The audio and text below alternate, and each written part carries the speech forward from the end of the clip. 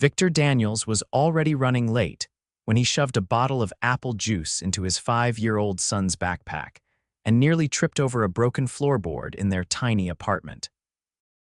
"Nico, come on, buddy, let's go," he called, slinging the worn diaper bag over his shoulder and lifting his son into one arm. Nico giggled and wrapped his arms around his dad's neck, completely oblivious to the chaos. "Are we going to the zoo today?" "No, kiddo, Daddy's got a new job." "Babysitting." "But you're not a girl," Nico pointed out seriously. Victor chuckled. "Boys can babysit too, and we really need this gig, okay?" He didn't mention they were 2 weeks behind on rent or that he'd had to sell his guitar just to keep the lights on. This babysitting job was a last-minute favor some rich lady in the city whose assistant called in a panic. Victor's friend Dale, who usually did high-end childcare jobs, had double-booked. Out of desperation, he'd passed the job to Victor, who had zero experience and was already juggling parenting solo. Victor parked his rusted sedan in front of a sleek high-rise in Midtown. Nico's eyes widened as they stepped into the marble-floored lobby. A uniformed doorman gave them a sharp look, but Victor nodded confidently like he belonged. "Penthouse," he muttered to himself, glancing at the sticky note Dale had scribbled the address on. The elevator doors opened silently into a sprawling penthouse that looked like something out of a movie. Floor-to-ceiling windows framed a view of the entire city, sunlight spilling across a white couch that probably cost more than his car. "Hello," Victor called out. A woman appeared from around the corner, dressed in a sharp navy dress and heels that clicked across the floor like thunder. She looked like she walked out of a fashion magazine, flawless makeup, hair in a sleek twist, and an air of confidence that instantly made Victor feel like he didn't belong here. "You must be the sitter," she said, her tone cool but polite. "I'm Talia Vance." Victor blinked. Yeah, Victor." "Victor Daniels." He shifted Nico on his hip. "This is my son, Nico. He's just with me until I can find someone to watch him." Talia's eyes softened as she looked at Nico, who gave her a shy wave. "Hi. Well, I wasn't expecting an extra guest, but I suppose that's fine for today." Her voice was calm, but her gaze lingered on Victor a beat longer than necessary. "My daughter, Nova, is in her room. She's 6. They should get along." Victor followed her down the hallway, trying not to stare at the art on the walls or the massive chandelier above them. Everything in this place screamed money. He was suddenly hyper-aware of the coffee stain on his shirt. Talia knelt in front of a door and knocked lightly. "Nova, sweetie, come meet the new sitter." The door opened, revealing a little girl in a princess dress with a tiara perched crookedly on her head. She looked at Nico and gasped. "You have a kid too," she squealed. "Hi," Nico said, grinning. Talia stood up, her expression unreadable. "I have a board meeting in an hour. I'll be back around 6. There's food in the kitchen, toys in the living room. No TV past 4. "Got it," Victor said, giving her a thumbs up. "I'll keep them out of trouble." As she grabbed her bag and walked back toward the elevator, Talia paused and glanced over her shoulder. "Thanks for coming on such short notice, Victor," he smiled. "No problem." The day went smoother than Victor expected. Nova and Nico played together like they'd been best friends for years. He read them stories, made grilled cheese, and even managed to clean up the glitter explosion in the living room before Talia got back. She returned at 6 on the dot, heels off and hair slightly undone, looking less like a CEO and more like someone who hadn't eaten all day. "Everything went okay?" she asked, eyeing the kids curled up on the couch watching cartoons. "They were great," Victor said, grabbing his jacket. "You've got a sweet kid." Talia hesitated. "You don't have to rush off. I was going to order Thai. You're welcome to stay for dinner." Victor blinked. "Are you sure? I don't want to, please. It's the least I can do." Over dinner, Victor found himself laughing more than he had in months. Talia was sharp, quick-witted, and surprisingly down to earth for someone who lived in the clouds, literally. She told him about her daughter, how she'd built her tech company from the ground up, and how she hated the term girl boss. "You're not what I expected," she said suddenly, sipping her wine. "Oh yeah," Victor raised a brow. "What you expect? Someone trying to network or flirt or impress me," he grinned. "I'm just trying not to drop pasta on your couch." Talia laughed, a real one this time, not the polite kind. "Well, you're doing a decent job." Victor ended up babysitting again, Then again, and again. By the third week, it wasn't just about money anymore. "Victor," Talia said one afternoon as he helped Nova with her coloring, "can I ask you something?" "Sure," she hesitated. "You've never asked what I do," he shrugged. "Didn't seem important. You're Nova's mom, that's what matters." Talia studied him for a long moment before smiling. "You're different." He didn't know what to say to that, so he just smiled back. One night after the kids were asleep, they sat on the balcony with coffee and blankets. The city buzzed below them. "Do you ever miss having someone?" she asked quietly. Victor looked at her, surprised by the vulnerability in her voice. "Yeah, a lot." Talia nodded, staring out at the skyline. "Me too." There was a silence, thick with something unspoken. Then she looked at him. "I like having you here," his heart thudded. "I like being here." Their eyes held longer than they should have. Something shifted between them, something real, and neither of them said a word about it, not yet. But they both felt it, that pull, that beginning. Victor tapped his foot against the marble floor as he waited for the elevator to reach the penthouse. Nico clutched his hand, humming a tune under his breath. Victor had started bringing a small backpack of art supplies and puzzles, figuring it might keep the kids entertained longer now that he was babysitting regularly. When the doors opened, Nova was already standing there, barefoot and holding a toy telescope. "You're late by 2 minutes," she announced. Victor raised an eyebrow. "We hit 3 red lights. Should I file a report with the Queen?" Nova considered this. "You're forgiven on one condition." "Let me guess, glitter again." "Nope, pirate ship fort," Victor laughed. "Deal?" Inside, the penthouse was unusually quiet. The faint sound of a drawer closing echoed from the kitchen. Talia emerged, not in her usual structured outfit, but in a soft blouse and loose slacks, her hair down in waves. She looked like she hadn't slept much. "Hi," she said, her voice a little hoarse. "Everything okay?" Victor asked, eyeing the stack of folders she set on the counter. She rubbed her temple. "Just a crisis with a product launch. Half our shipment was held up in customs, and the other half stuck in a warehouse in Jersey." "Yikes," Victor said. "Sounds like a job for, well, someone who's not me." That got a smile out of her. "You'd be surprised." As the kids dashed off toward the living room, Victor stepped closer. "You want me to take them to the park later? Give you some space?" Talia hesitated. "Actually, would you mind staying here? I might need to head out, but not for a few hours, and Nova's been a little clingy lately." He nodded. "Of course." "Whatever you need." Talia opened one of the folders, paused, then shut it again. "I've been meaning to ask, what did you do before?" "This," Victor adjusted the strap of the bag slung over his shoulder. "Before full-time dad mode, I was a sound engineer, small gigs, studio work, local stuff. Then after Nico's mom passed, I kind of stopped." Her eyes flickered. "I didn't know." "It's okay," he said quickly. "We manage, he keeps me going." Talia leaned against the counter, arms crossed. "You ever think about getting back into it?" He shrugged. "Sometimes. But it's not exactly a stable gig, and I can't afford to gamble when it's just me and him." "I know what that's like," she said, almost to herself. Victor tilted his head. "You ever regret any of it?" She didn't answer right away. "Only when I forget why I started." He didn't press. Whatever she was thinking about, it wasn't his place to dig. But the air between them felt heavier now, charged with something unspoken again.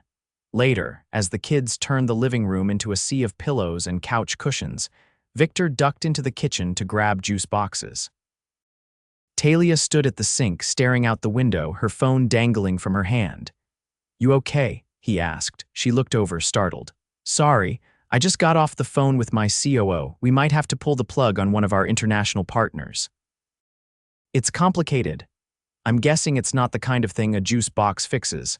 Her lips curved, but the smile didn't reach her eyes. "No, but thank you for trying." He handed her one anyway. "Sometimes pretending helps." She took it, their fingers brushing. "You know, you're the only person in my life who doesn't ask me for anything.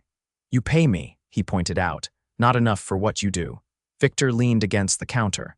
"I'm not trying to be anyone, Talia. I just want to do right by my kid." She nodded slowly, her gaze steady.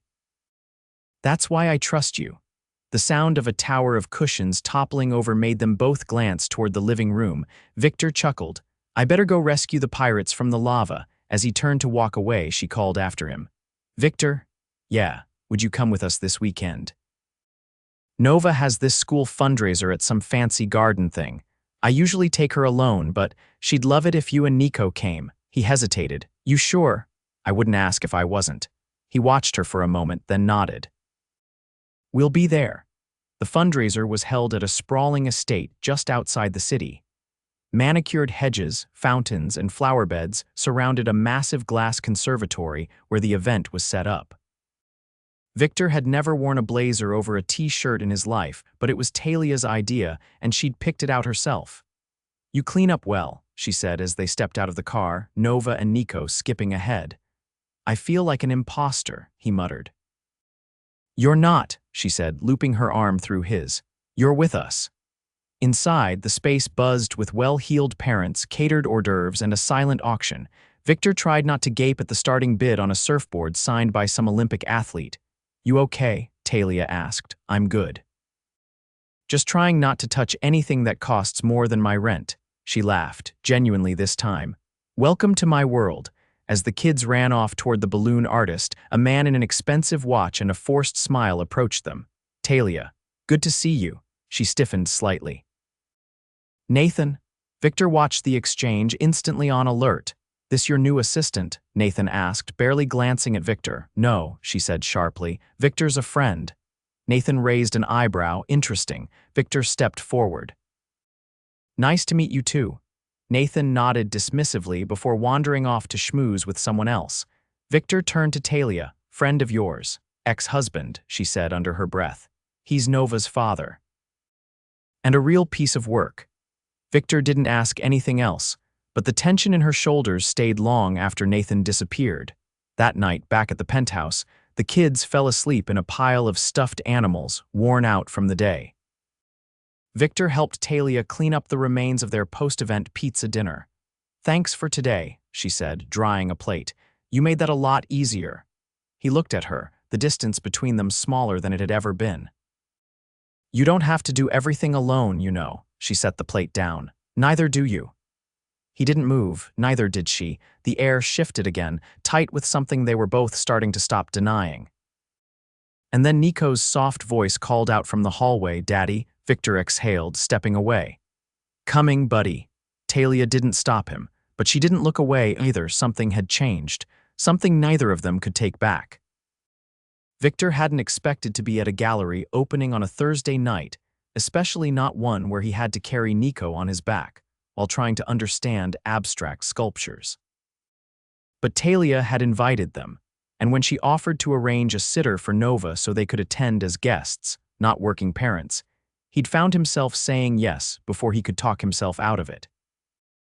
Now, surrounded by floor-length gowns, tuxedos, and champagne flutes, Victor felt like someone had dropped him into a life that didn't belong to him.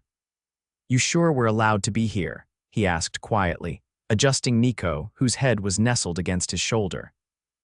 Talia glanced over, her earrings catching the light. Victor, you're not sneaking into Buckingham Palace, it's a gallery. Most of these people wouldn't even know what they're looking at if it didn't have a price tag. A couple nearby turned slightly at the sound of her voice. Talia didn't flinch. I don't exactly blend in, Victor said, eyeing a server carrying a tray of something wrapped in gold leaf.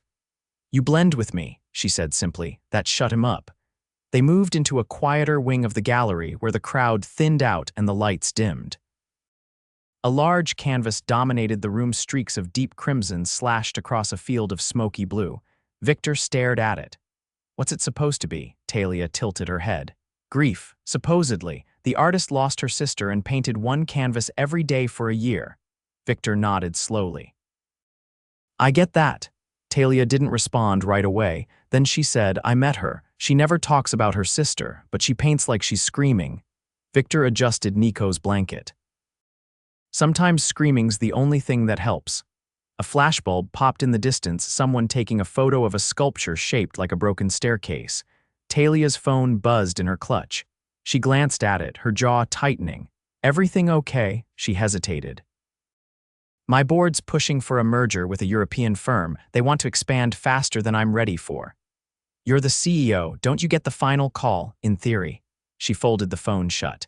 But when they see a woman slowing down, they assume she's slipping. Victor looked at her, really looked. Her posture was perfect, her expression unreadable, but her eyes were tired. "You're not slipping, Talia, you're just human," she smiled faintly. "That's the part they can't accept. Then maybe they're the ones who need to adjust." She turned to him. "You always say things like that." "Like what?" "Like it's simple." "It is, or it should be." Talia's eyes dropped to Nico, whose breathing had slowed. "He trusts you completely," she said softly. Victor looked down. "He doesn't have anyone else. You're his entire world. I'm just doing my best. So am I." They stood there, surrounded by silence and paint and the weight of things they hadn't said yet. Later that night, after they'd left the gallery and Victor had tucked Nico into the guest room at Talia's penthouse, he walked into the kitchen to find her pouring herself a glass of wine. "Want one?" "I shouldn't. I've got an early morning." She leaned against the counter.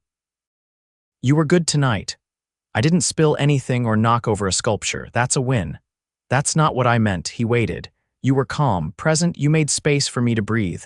Victor rubbed the back of his neck. "You make it easy to want to." She set the glass down. "I've been thinking about something." "Okay. What if we tried something new?" He frowned. "Like what?" "Dinner, just us, no kids, no distractions." His heart skipped once hard. "You mean like—" "Yes," he swallowed. "Are you sure?" "I wouldn't say it if I wasn't." Victor leaned against the opposite counter, the weight of her words settling on him. "What about Nova? She already adores you. And you're bored, your world." "They're not my world. She is, and maybe you could be too." He looked at her, unsure if he was dreaming. She looked back, unflinching. "Say yes." Victor exhaled. "Yes." The following Friday, as promised, they met outside a small restaurant tucked into the corner of a cobblestone street downtown. No red carpets, no flashing cameras. Just warm lights, soft music, and a quiet table in the back. Talia wore a soft gray dress that made her look less like a CEO and more like someone who finally allowed herself to exist without armor. Victor had borrowed a blazer from Dale, one that didn't quite fit, but still made him feel like he belonged somewhere different, even if only for a night. Over dinner, they talked about everything but business. Talia told him about her college years, how she used to write poetry, how she once got caught sneaking into a concert under someone else's name. Victor told her how he used to play at underground jazz bars, how he'd once been arrested for loitering outside a recording studio just hoping for a shot. "I thought I had time," he said, finishing his drink. Then real life hit like a truck. She reached across the table, her fingers brushing his. "It's still your life. You get to choose what comes next." He held her gaze. "I think I already have." The car ride home was quiet, comfortable. When they pulled up in front of the building, neither of them moved. "I should go," he said finally. Talia nodded. "You should." But neither of them reached for the handle. Instead, she leaned in, slowly, deliberately. And when her mouth found his, the kiss was unhurried, certain, and completely unlike anything Victor had expected. When they pulled apart, she said, "You'll stay tonight on the couch, nothing more." He nodded, dazed. "Okay." That night, as he lay awake staring at the ceiling of the penthouse's guest room, the echo of her kiss still on his lips, Victor realized something terrifying. He wasn't falling for her. He already had. Victor stood in the center of the penthouse's kitchen the next morning, barefoot, gently rocking a barely awake Nico on his shoulder. The early light spilled in through the tall windows, casting quiet gold across the countertop where a half-finished cup of coffee had gone cold. Talia stepped in behind him, wrapped in a soft robe, her hair still tousled from sleep. "Did he wake up early?" she asked, her voice husky. Victor nodded. "Bad dream." "He's back under now." She reached for the kettle without saying more, moving beside him in the comfortable rhythm that had started to define their mornings. He watched her pour water, her movements precise but unhurried. "He called you his other house," she said after a pause. "Last night." When Nova asked where you were, Victor blinked. "His other house," Talia smiled faintly. "I think he's starting to think of this place as home too." He shifted his weight, careful not to wake Nico. "I didn't plan for that, I know." "Neither did I." They stood in silence, the only sound the quiet rumble of the kettle. Then she turned toward him, leaning against the counter. "I spoke to my board last night, told them I won't be signing off on the merger. They weren't thrilled." Victor raised an eyebrow. "That's bold." "They'll adapt," she said simply. I built the company. They can either trust my vision or find someone else to run it. He tilted his head. You really would walk away. I won't let them turn it into something I don't believe in. I've already lost too much to build it. Victor didn't ask what she meant. He didn't need to. Talia poured the tea and set a mug in front of him. You've changed things, you know. He looked at her, puzzled. What do you mean? I used to think love had to come second. That it couldn't survive in the same room as ambition or responsibility, but you made space for all of it. Victor adjusted Nico gently. I didn't do anything special. Yes, you did. You showed up, you stayed. That's more than most. He studied her for a long moment. You sure this isn't just the honeymoon part? Talia leaned in, brushing a hand lightly along Nico's back. No, I'm sure it's the real part. Victor exhaled slowly. You know what scares me? I've never had something like this, not with someone who sees me like you do. She reached for his hand. Then let's not waste it. Later that day, Victor found himself standing awkwardly in front of his old landlord's desk, holding a folded envelope in one hand and Nico's hand in the other. The landlord flipped the envelope open, blinked at the check and looked up, stunned. That covers the back rent and then some. Victor nodded. I know. Where'd this come from? Victor shrugged. Does it matter? The man leaned back. You moving out? Victor glanced down at Nico. We've got somewhere else now, safer. Better. When they got back outside, Nico tugged at his hand. Are we going to live at Nova's forever now? Victor knelt to his level. We're going to live where people love us. That's what matters. Nico nodded solemnly. Okay. Can I bring my rocket pajamas? I wouldn't dare leave them behind. That evening, Talia returned home to find Victor in the living room, a paint-splattered drop cloth covering the floor. Nova and Nico were elbow-deep in craft supplies, and Victor had a streak of purple across his cheek. She raised an eyebrow. Dare I ask? We're making a family flag, Nova announced. With stars for each of us. Victor looked sheepishly at her. I may have lost control of the glitter. Talia stepped over the chaos and crouched beside them. Well, if we're doing flags, we need a motto. Nico perked up. What's a motto? It's like a promise, Talia said, brushing a curl off his forehead. Something that means something to all of us. Victor leaned back on his palms. How about we show up? Talia looked at him, her eyes soft. Perfect. The next week passed in a blur of new rhythms. Victor took over school drop-offs and lunch packing, while Talia restructured her work schedule to be home for bedtime. They started having breakfast together every morning, even if it was just toast and orange juice on the balcony. One afternoon, she came home to find Victor in the music room, the one room in the penthouse she never used. He was sitting at the baby grand piano, softly playing a melody she didn't recognize. A notebook sat open beside him, filled with scribbled lines and chords. You play? She asked from the doorway. He looked up, surprised. Not well, but it helps. She stepped inside, lowering herself onto the bench beside him. Play that again. He hesitated, then did. The melody was simple but aching. It's beautiful, she said. I've been writing it for a while. Just hadn't played it out loud. What's it called? He met her eyes. Talia. She didn't say anything, just leaned her head against his shoulder and closed her eyes. The next weekend, they took the kids to the botanical gardens.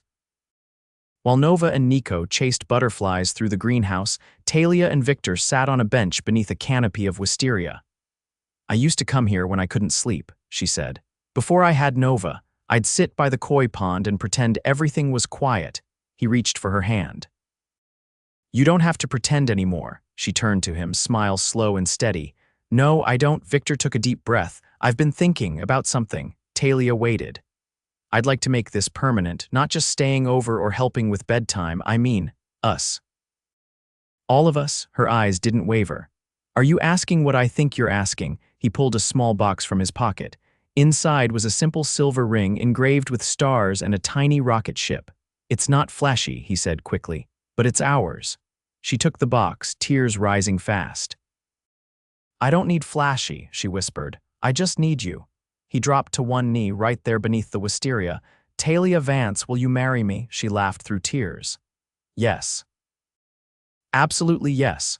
From behind them, Nova shouted, Are we getting cake? Nico added, Can it be chocolate? Victor stood, wrapping his arms around Talia as the kids ran in and collided with their legs. We can get 10 cakes, he said. One for each star on the flag. Talia kissed him, right there in front of the koi pond and the butterflies with their kids cheering and the world spinning quietly around them. And for the first time in years, Victor Daniels didn't feel like he was surviving. He felt like he was home. 2 months after Victor knelt beneath the canopy of wisteria and asked Talia to marry him, the penthouse felt different, not just lived in, but loved in. The sterile white walls now held watercolor paintings by Nova and Nico, a large family calendar hung near the kitchen, and the once silent music room had become a nightly ritual of piano playing and laughter. The wedding was set for spring. Small, intimate, and entirely theirs. Victor sat on the terrace late one evening, strumming a weathered acoustic guitar Dale had found at a vintage shop and gifted him with a note that simply read, "You better play this at the wedding." Talia stepped out barefoot, holding 2 mugs of chamomile tea. She handed one to Victor and settled beside him on the lounge chair, her knees curled beneath her. "I booked the garden," she said. "Same one where you proposed. They're adding a canopy of lanterns." Nova insisted. "She also said she's writing her own vows," Victor added. "I didn't even know flower girls got to do that," Talia laughed. "Apparently in this family they do." He watched her for a moment, the way the moonlight softened her features, the lines of stress that used to live in her forehead now replaced with something gentler. "You've changed," he said quietly. She looked over, curious. "How? You breathe differently, like you're not waiting for the next fire to put out." Talia set her mug down. "That's because I'm not doing it alone anymore." Victor reached for her hand, their fingers laced instinctively. "I have something for you." He stood and disappeared inside, returning a moment later with a small black case. "I've been working on this when you're not around." She opened it slowly. Inside sat a thin silver bracelet, etched with stars and constellations, and one word on the inner band, "Anchor." "It's what you are to me," he said. "When everything else was chaos, you were the one constant." Her eyes glistened, but she didn't cry. Instead, she fastened the bracelet around her wrist and leaned up to kiss him soft and slow, like she was memorizing the moment. They stood there a while, the city humming below, the sky above them infinite. The day of the wedding arrived with a breeze that smelled of lilac and fresh rain. The garden had been transformed. Lanterns floated above the guests like glowing stars, and the aisle was lined with soft blue petals. Nova wore a crown of baby's breath and took her role extremely seriously. Walking ahead of Talia with a clipboard she'd begged Victor to make her. Talia's dress was nothing like the structured, high-fashion pieces she used to wear. It was soft ivory silk, simple and elegant, with delicate embroidery that traced along her collarbone and dipped into a low, open back. She walked barefoot by choice, her bouquet made of wildflowers Nico had helped pick that morning. Victor stood beneath the arch, wearing a navy suit Nova had chosen because it brought out his eyes. His hands didn't tremble. His heart did. When Talia reached him, she placed her hand in his, and everything around them faded. "Go on," Nova whispered loudly, nudging Victor. "Say the words." Victor cleared his throat, smiling. "Talia, I didn't know what it meant to be seen until you looked at me. I didn't know what it meant to feel safe until you let me in. You and Nova gave me and Nico a home, not just a place to live, but a place to grow. I promise to protect it, to protect us every day. I promise to love you louder than fear." Talia's voice was steady when she spoke. "Victor, you've taught me that strength isn't about standing alone, it's about choosing love even when it's messy. You've shown me what it means to be held without being caged. I promise to share my world with you, not because I need to, but because I want to. I promise to love you with everything I am, even on the days that feel ordinary." Nova handed them the rings with great ceremony. Nico sneezed halfway through and the guests laughed, the sound warm and real. When they were pronounced husband and wife, Victor pulled Talia into his arms and kissed her like the past didn't matter and the future was already theirs. They danced under the lanterns, barefoot on the grass, while Nova and Nico spun in wild circles nearby. Dale played DJ on a rented speaker set, and the playlist was filled with old jazz, soft rock, and one unexpected Whitney Houston ballad that Talia insisted on. Later, long after the last guest had left and the garden had gone quiet, Victor carried Nico, asleep and frosting-faced, to the car. Talia walked beside him, Nova holding her hand, humming the melody Victor had written months ago. Back at the penthouse, they tucked the kids into bed and stood in the hallway for a long moment, listening to the quiet. "Feels different," Talia said. Victor wrapped his arms around her waist. "It is different. It's forever now." She turned in his arms, resting her head against his chest. "Think they'll remember this. They'll remember how it felt," he said. "That's what counts." She kissed his chest just above his heart. "Come on, husband, let's go home." Months passed in the way good seasons do, not flashy but full. Nova lost her first tooth on a school field trip. Nico learned to ride a bike without training wheels and immediately crashed into a bush. Victor started working part-time at a recording studio downtown. Talia launched a mentorship program for women in tech who were also single mothers, and the board not only approved, they funded it. They hosted Sunday dinners with friends and built blanket forts on rainy days. They argued sometimes about silly things like laundry or who forgot to order more almond milk. But they always came back to each other, no walls, no silence, just honesty. One evening, while Nova was teaching Nico how to spell his name with magnetic letters on the fridge, Talia leaned against the kitchen counter and watched Victor slide a tray of homemade cookies into the oven. "You remember that first night?" she asked. "When you brought Nico and looked like you were about ready to bolt," Victor chuckled. "I was terrified. You looked like a Bond villain." She threw a dish towel at him. "I did not. You did. Ice Queen CEO vibes." "I thought you were going to fire me for breathing too loud." She crossed the kitchen and wrapped her arms around his waist. "And now," he kissed her forehead, "now I get to breathe next to you every day for the rest of my life." They swayed a little there in the kitchen, while the smell of cookies filled the room and the kids giggled behind them. They didn't need a grand gesture anymore. They had each other. They had home.